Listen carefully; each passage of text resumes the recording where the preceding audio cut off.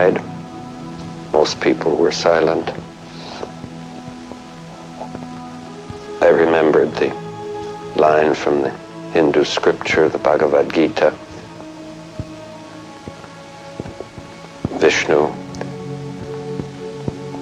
is trying to persuade the prince that he should do his duty, and to impress him takes on his multi-armed form and says, "Now I am become death, the destroyer of worlds." I suppose we all thought that one way or another. This film shows original footage about the activities in the New Mexico desert to develop an atomic weapon. The film footage has been meticulously restored, enhanced and colorized to give a better view of what really went on there in 1945. In brief, this was a secret project under the name the Manhattan Project and was led by physicist Julius Robert Oppenheimer under military supervision in the person of General Leslie Groves.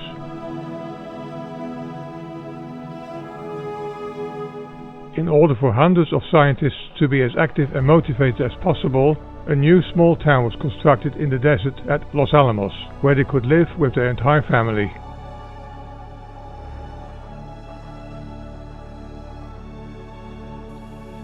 The roster included many of the recognized leaders in modern-day physics and technical specialists from all parts of the world not then under enemy control. Sir James Chadwick headed an array of top British physicists at Los Alamos, and this group made invaluable contributions to technique and design. Professor J.D. Cockcroft, first to split the lithium atom in 1932, was another British consultant who gave vast help. Niels Bohr, one of the modern giants in physical science, made himself available after his escape from Denmark via Sweden. Measurements of the nuclear constants were refined and extended. Methods for purifying materials to be used were developed. Finally, in July 1945, a practical bomb was completed. This, briefly, is the history of the development of the atomic bomb. It was the harvest of science from many centuries, harnessed to the concentrated efforts of the greatest gathering of scientific brains ever assembled in one group with a single objective. When these men on July 16, 1945, exploded the first bomb in the Trinity test at Alamogordo, they were not releasing upon an unsuspecting world a weapon of unknown potentialities. The power of the bomb had been predicted within close limits by careful calculations, and while the explosion definitely was greater than the average expectation, it did remain within the calculated limits.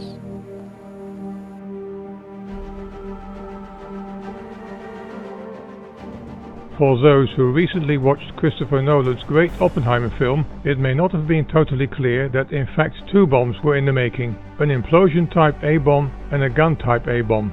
For both bombs, enough enriched, weaponized plutonium and uranium-235 needed to be produced respectively.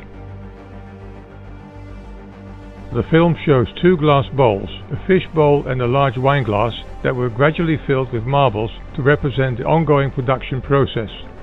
The contents of the larger bowl represented what was required for the little boy bomb, and the smaller bowl for the Trinity so-called gadget test. Far more uranium was needed than plutonium. The actual Trinity test took place at the Alamogordo bombing and gunnery range, about 200 kilometers south of Los Alamos. This facility is now part of the White Sands missile range.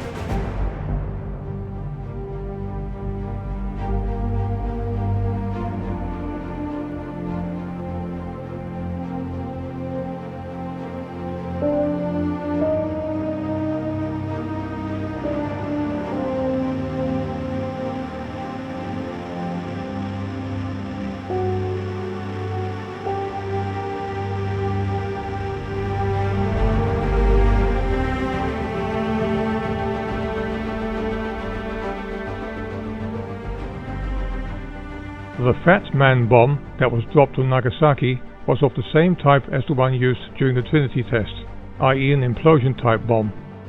The scarcity of uranium and the time needed to produce sufficient materials makes one also wonder how viable the USA's threat to execute a rain of ruin on the Japanese cities if they did not surrender would have been.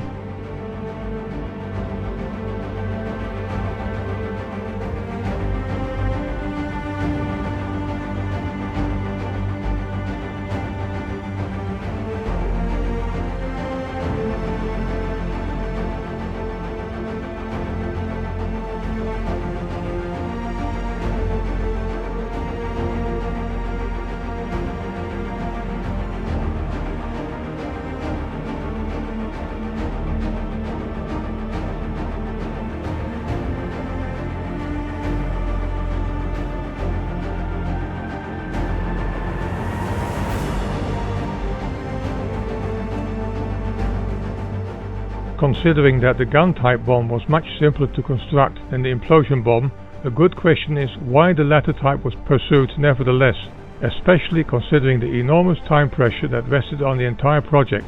Probably a case of not wanting to bet on just one horse, plus the advantage of the far more easy production of the required plutonium isotope. In view of the level of development of electronics in 1945, the electronic control of the bomb was an astonishing achievement. To need the bomb to work, 32 high-explosive detonator modules that were mounted around a solid plutonium core needed to fire inwards at exactly the same time in order to compress the core. The shock wave needed to hit the fissionable core with a precision of microseconds.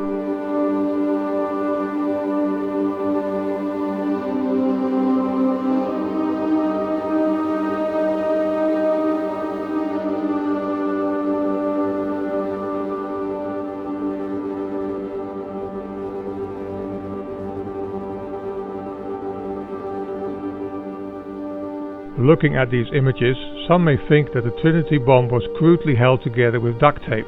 However, tape was used to protect the contact sockets from desert dust and sand until the bomb had been hoisted into the mast, after which the cables and plugs were connected to the very complex detonation control units.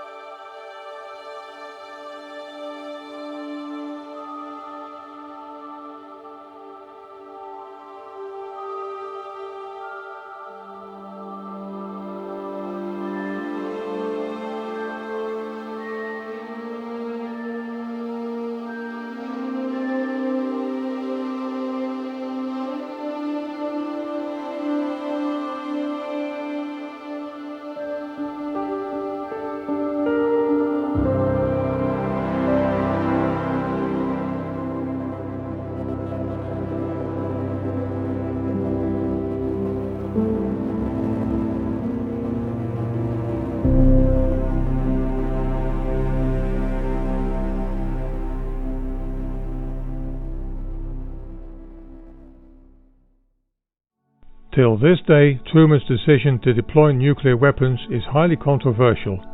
Historians claim that one of the more important reasons to do so was to impress the Russians, who were also rumored of being in the process of developing a nuclear bomb. The days after the Trinity test was conducted, Truman, Stalin and Churchill were attending the Potsdam Conference, where the way how to govern Germany was being discussed, now the war in Europe was over.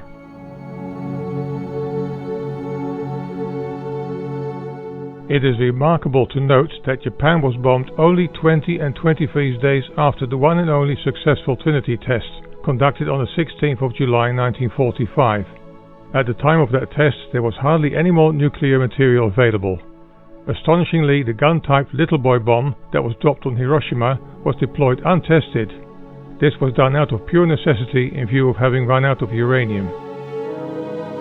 Truman himself believed that deploying these bombs saved 500,000 American plus Japanese lives compared to a continued war on the ground. The question whether he and others who to this day make similar statements were and are right is purely a matter for speculation. No factual conclusions can or should be drawn because there are simply too many scenarios and unknowns. Fact remains that the bombings caused tremendous loss of life.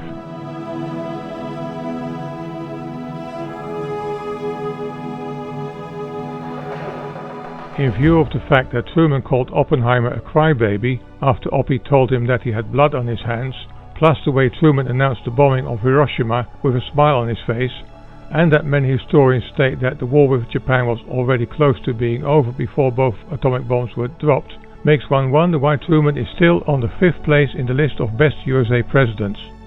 Remarkably, his responsibility for putting over 220,000 people into their graves still seems to be hidden in the shadows of his achievements as regards his continuation and reinforcement of Roosevelt's New Deal, foreign policies and economic reform.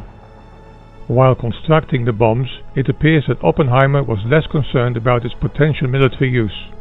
Oppenheimer never publicly expressed regret for being the father of the atomic bomb.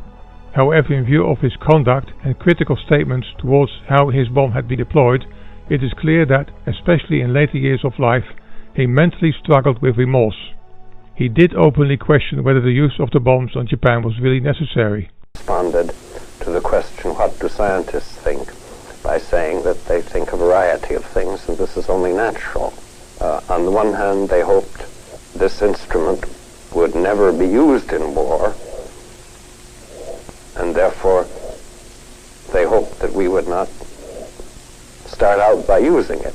On the other hand, they hoped, or other people hoped, that it would put an end to this war, save countless lives, put an end to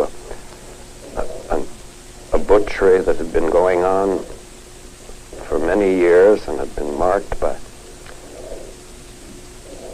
atrocities, concentration camps, murderous raids on cities, Rotterdam and Dresden and Tokyo itself, with the Japanese government as then constituted and with the bitter division between the peace party and the war party. Would it have been influenced by an enormous nuclear firecracker detonated at great height, doing little damage? And your answer is as good as mine. I don't know. I know only that I was told that an invasion was planned, that it would be necessary, and that it would be terribly costly. To end this film, I just want to share this thought with you. Considering that the comments under my videos have shown that so many young viewers are out of touch with history and are gullible for strange conspiracy and other theories, as well as propagate twisted facts, a legitimate question is to what extent films like Nolan's Oppenheimer contribute to even more misinterpreted and misunderstood historic facts. Although extremely cleverly made and largely based on facts, Nolan has taken the liberty to dramatize and even alter and twist the representation of facts to suit Hollywood's agenda. For example, the crybaby event did not happen as portrayed in the film, but took place later in a different setting. Also, Oppenheimer would in reality never have approached Einstein to ask for an opinion about Teller's fear that the bomb might destroy the entire Earth because of an unhalted continuation of nuclear fission in the Earth's atmosphere. In reality, Oppenheimer discussed this with American physicist Carl Taylor Compton. There are at least a dozen more examples of Nolan twisting and replacing fact by fiction in this film. To what extent future generations will take Nolan's great film for fact is unpredictable, but nevertheless somewhat worrying. It keeps me wondering whether a film can be properly made both with historic correctness and highest entertainment value in mind. Thanks for watching.